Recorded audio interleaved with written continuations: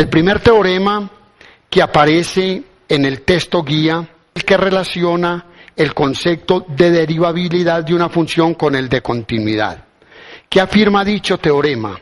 El teorema afirma que si f es una función derivable en x1, es decir, si la derivada de la función existe, entonces la función es continua en x1. Es bueno preguntarnos si se cumple el recíproco de dicha función. ¿Cuál sería el recíproco? El recíproco sería el siguiente. Si una función f es continua en un punto de su dominio, entonces la función f es derivable. La respuesta a esta pregunta es no. Y para ello vamos a considerar el siguiente ejemplo. Consideremos la función f de x definida por f de x viene dada por el valor absoluto de x menos 1. Se puede demostrar, y lo vamos a hacer, que la función f así definida es continua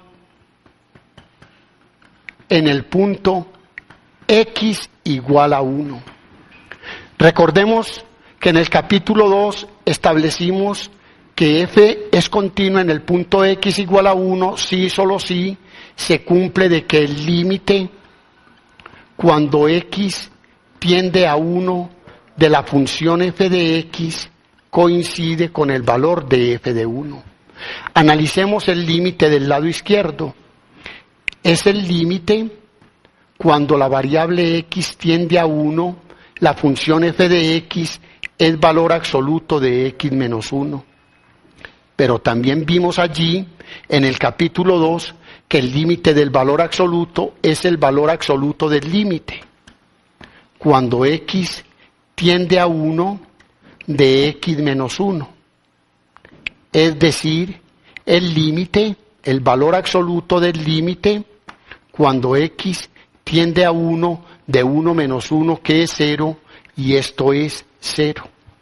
Y 0 coincide precisamente con el valor de la función en 1, porque aquí tenemos f de 1 es igual a valor absoluto de 1 menos 1, que es 0. Con esto, ¿qué estamos estableciendo? Que la función f es continua en el punto x igual a 1. Entonces, nos faltaría demostrar que f' de 1 no existe.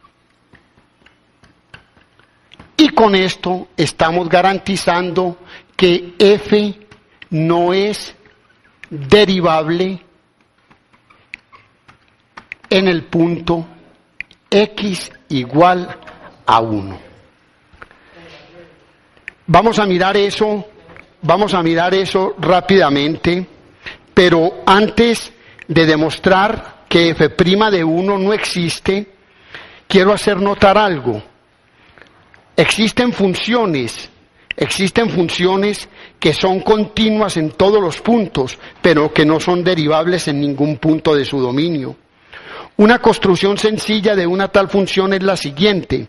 Se forma esta curva por estos segmentos de rectas. A partir de él, este lado se divide en dos. Este lado se divide en dos, igualmente con los lados del lado positivo de x se divide en dos, obteniendo esta. Posteriormente, cada lado se divide en dos y se obtiene una imagen parecida a esta.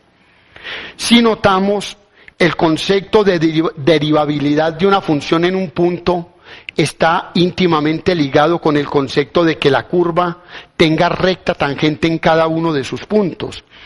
En ninguno de estos puntos existe recta tangente. Sin embargo, la función presenta una forma continua. Esta fue una de las primeras sorpresas para los matemáticos, en el encontrar funciones que eran continuas en todas partes y que no eran derivables en ninguna parte. Esto dio origen a la llamada teoría de fractales, que es algo importante que se estudia en la matemática pura de hoy en día. Demostramos entonces que la función que habíamos mencionado f de x igual a valor absoluto de x menos 1 tenía la particularidad de que era continua en x1 igual a 1. Vamos a probar ahora que f' de 1 no existe, es decir, f no es derivable en el punto x1 igual a 1. Para ello vamos a usar la definición de derivada de una función en un punto. Recordemos que la función que estamos tratando es f de x igual a valor absoluto de x menos 1. f' de 1 es el límite cuando h tiende a 0 de f de x más h menos f de x sobre h. Pero aquí la x la vamos a reemplazar por el valor x igual a 1. X la reemplazamos por el valor x igual a 1. Sería f' de 1 el límite cuando h tiende a 0 de f de x más h, en este caso de 1 más h menos f de 1 sobre h. Esto es límite cuando h tiende a 0, la función f de 1 más h es valor absoluto de 1 más h menos 1, quitándole f de 1, valor absoluto de 1 menos 1, que es 0, dividido h. Esto es el límite cuando h tiende a 0, de valor absoluto se cancela 1 y 1, queda valor absoluto de h sobre h. Para evaluar este límite necesitamos conocer los límites laterales. ¿Por qué? Porque la función valor absoluto de h está definida por tramos dependiendo de que nos acerquemos por valores mayores que 0 o valores menores que 0. Esto es, valor absoluto de h es el mismo h si h es mayor o igual a 0 y es igual a menos h si h es menor que 0. En consecuencia, si queremos analizar la existencia o no existencia de este límite, debemos analizar el límite por la izquierda de 0 y el límite por la derecha de 0. Esto es, límite cuando h tiende a 0 por la derecha de valor absoluto de h sobre h es igual al límite cuando h tiende a 0 por la derecha, por valores mayores que 0, la función es h sobre h y esto da 1. Similarmente, el límite cuando h tiende a 0 por la izquierda, de valor absoluto de h sobre h, por la izquierda es por valores de h menores que 0 y la función es menos h. Esto es el límite cuando h tiende a 0 por la izquierda de menos h sobre h y esto da menos 1. Como el límite por la derecha da 1 y el límite por la izquierda da 1, se concluye entonces que este límite, el límite que nosotros estamos considerando, el límite no existe. Y si dicho límite existe, en la definición de derivada dijimos entonces que la función no era derivable en el punto x1 igual a 1. Este entonces es nuestro primer teorema. Obviamente muchas veces se necesita estudiar el contrarrecíproco del teorema, pero el contrarrecíproco del teorema es el mismo teorema, así que desde el punto de vista teórico no va a proporcionar mucha información en lo referente a la continuidad o a la derivabilidad de una función en un punto. Lo que sí es importante con relación a ella era el que analizamos era si se daba o no se daba el recíproco de una función en un punto. Este es entonces nuestro primer tópico de este módulo. El segundo tópico que vamos a tratar es el de las llamadas derivadas laterales de una función en un punto. Hablamos entonces de la derivada por la derecha y la denotamos por este símbolo, f' más de x1 es igual al límite cuando h tiende a 0 de f de x1 más h menos f de x1 sobre h, o en la definición alternativa, límite cuando x tiende a x1 por la derecha de esta expresión. Igualmente, hablamos de la derivada por la izquierda de una función en un punto. Derivada f' por la izquierda de x1 es el límite cuando h tiende a 0 de f de x1 más h menos f de x1 sobre h, o la alternativa x cuando x tiende a x1 por la izquierda de este cociente. ¿Dónde es importante este tipo de derivadas laterales? Las derivadas laterales son importantes cuando se está pidiendo que se analice la derivabilidad de una función en un punto, en aquellas funciones que están definidas a tramos o que están definidas a pedazos. Consideremos, por ejemplo, la siguiente función que traemos aquí. La función f de x viene dada por, la función f de x viene definida a pedazos por 3x menos 4 si los valores de x son menores que 1. Y es igual a x2 menos 2 si los valores de x son mayores o iguales a 1. Hemos asignado esta recta real para indicar que para los valores anteriores al 1 esta es la función y para los valores posteriores a 1 esta es la función. Preguntémonos por lo siguiente: ¿cómo calcular la derivada por la derecha de 1 y cómo calcular la derivada por la izquierda de 1? Hablemos entonces de la siguiente función, que será f' por la derecha de 1. De acuerdo a la definición alternativa, dijimos que esto era el límite cuando x tiende a 1 por la derecha de f de x menos f de 1 dividido x menos 1.